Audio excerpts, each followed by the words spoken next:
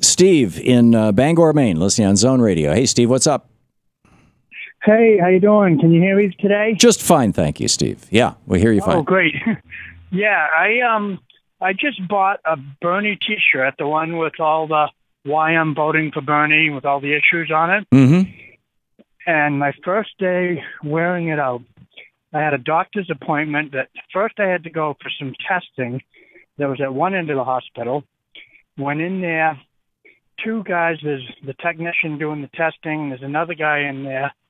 We're both, yeah, Bernie, all right, yeah, I love Bernie, you know. I had did the testing, had a little bit of time between the next appointment, went to the cafeteria, got a cup of coffee, and met a guy down, come right up, sat right at my table. Yeah, I'm a fellow Bernie supporter, you know. We sat, talked politics a little bit. Went to my doctor's appointment. From there, the nurse come out and, you know, I was reading the results of my test and stuff. She looked at the shirt. Oh, I love it. That's great, you know. Mm-hmm. And then this is my first day wearing it. Wow. And then the icing on the cake was I left there. I stopped at a convenience store to get some gas at a local Circle K.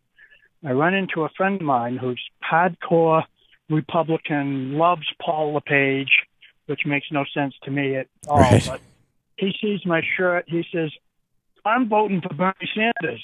I'm like, really? You know, yeah. Why is that? And he said he has student loans. So I'm like, you know, so democratic socialism, if it benefits you personally, is a good thing, right? Right. But he said he was gung-ho. He was going to vote for Bernie Sanders. And I told him, I said, you know, the first thing, this is a caucus state. Yep. The first thing you got to do is get him through the caucus. Register and tell your friend to register as a Democrat.